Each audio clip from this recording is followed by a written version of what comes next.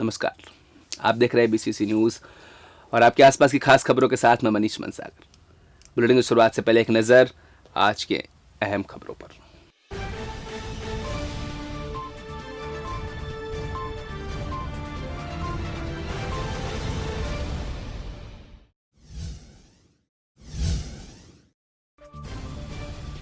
त्योहारों पर बड़ी चिंता, कोरोना वायरस हो सकता है हावी।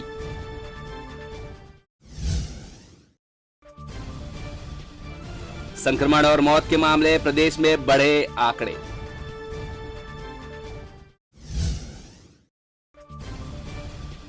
पचास % हुई धान की खरीदी, टोकन के लिए वेटिंग की स्थिति। और हेपेटाइटिस का इलाज हुआ आसान, निःशुल्क टीके की व्यवस्था।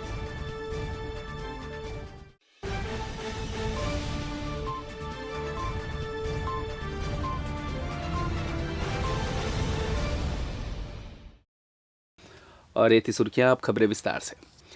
छत्तीसगढ़ शासन के सामान्य प्रशासन विभाग द्वारा कोविड-19 और नए वेरिएंट ओमिक्रॉन के संक्रमण के नियंत्रण हेतु धार्मिक और सामाजिक त्योहार और नववर्ष के उपलक्ष्य में आयोजित होने वाले कार्यक्रमों के स्थलों पर क्षमता के 50% तक ही व्यक्तियों को भाग लेने की अनुमति प्रदान की गई है।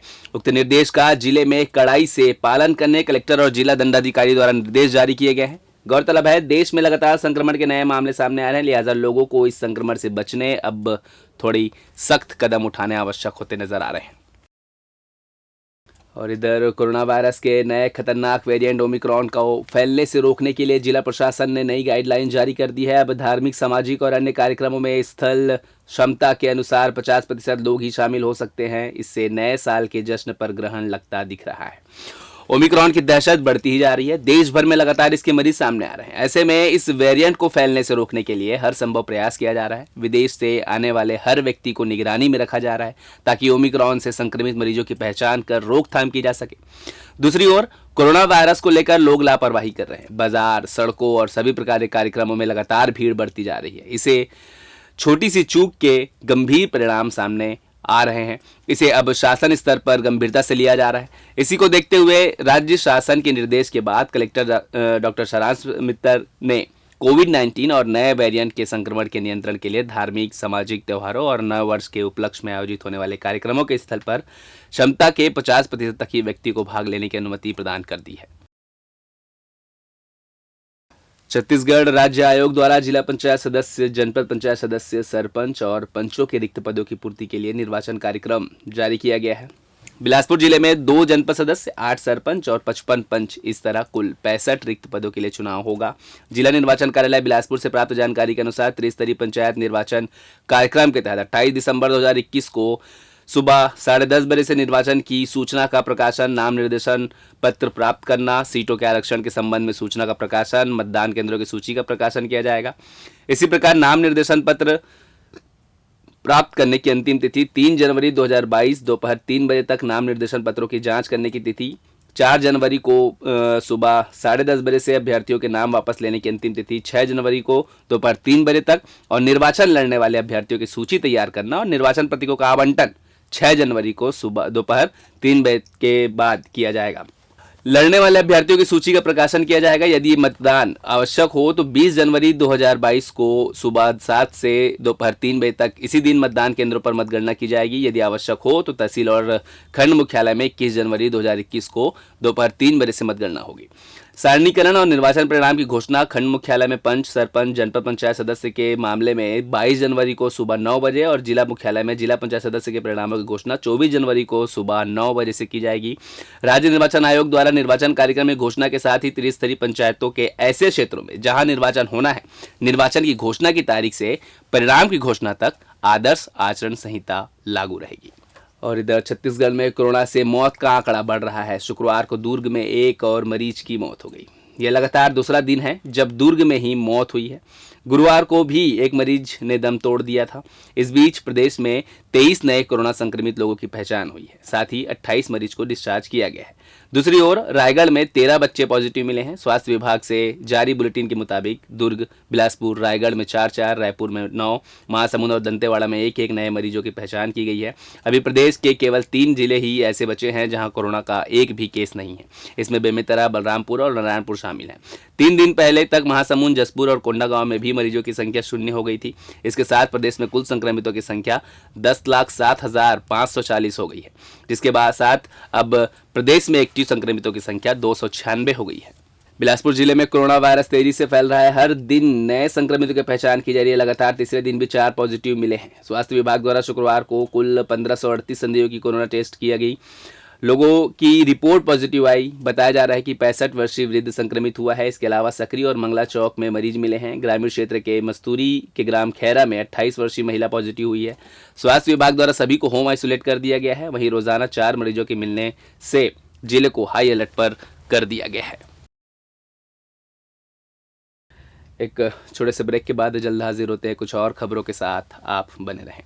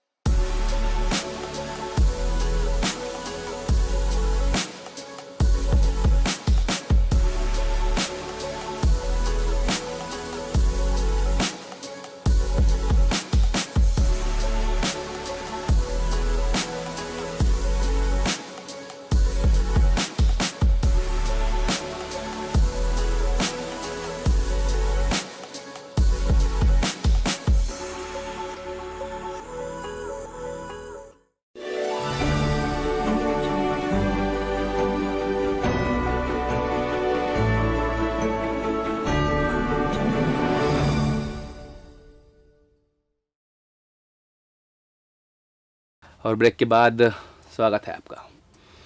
विपणन वर्ष 2021-22 में समर्थन मूल्य पर धान खरीदी जिले में सुचारू रूप से संचालित है। खरीदी के साथ ही धान का उठाव भी मिलर्स द्वारा सतत रूप से किया जा रहा है। अब तक 1,57,625 मीट्रिक टन धान का डीओ मिलर्स को जारी किया जा चुका है, जिसके विरुद्ध 1,12,153 मीट्रिक धान का उठाव कर लिया गया है। जिला विपणन अधिकारी ने बताया कि आज तक मिलर्स द्वारा धान मिलिंग के बाद नागरिक आपूर्ति निगम और भारतीय खाद्य निगम को 17,437 मीट्रिक टन चावल जमा कराया गया है, जिसमें 3,882 मीट्रिक टन चावल नागरिक आपूर्ति निगम को और 13,555 मीट्रिक टन चावल भारतीय खाद्य निगम में जमा कराया गया। उल्लेखनीय है कि जिले में विपणन वर्ष 2021-22 में 24 दिसंबर तक 55,900 किसानों ने समर्थन मूल्य में अपना धान बेचा है, जो कुल पंजीकृत किसानों का 47% है।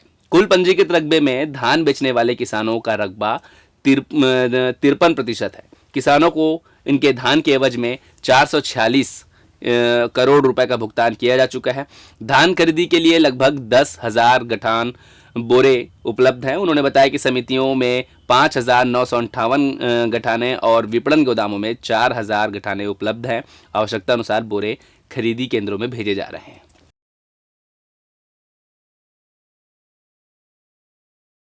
प्रदेश भर में किसानों ने खरीफ की फसल की खेती पूरी कर ली है और अब किसान रबी फसल की तैयारी में जुट गए हैं। ऐसे में खेत में बचे पराली को बड़ी मात्रा में जलाया जा रहा है। पराली के जलने से निकलने वाले धुएं से प्रदूषण तो प्रदूषित हो रही है, पशुओं के सामने चारे की संकट बन रही है। हालांकि मुख्यमंत्री ने ट्वीट कर राज्य में पराली नहीं जलने के बात कही है, लेकिन ज्यादातर ग्रामीण क्षेत्रों के किसान पराली जलाना ही उचित समझ रहे हैं। जिस तरह से बरसात के दिनों में पशुओं के लिए चारे की समस्या बनी रहती है, कई जगहों पर भूख से पशुओं के मरने की तस्वीरें भी सामने आती रही है।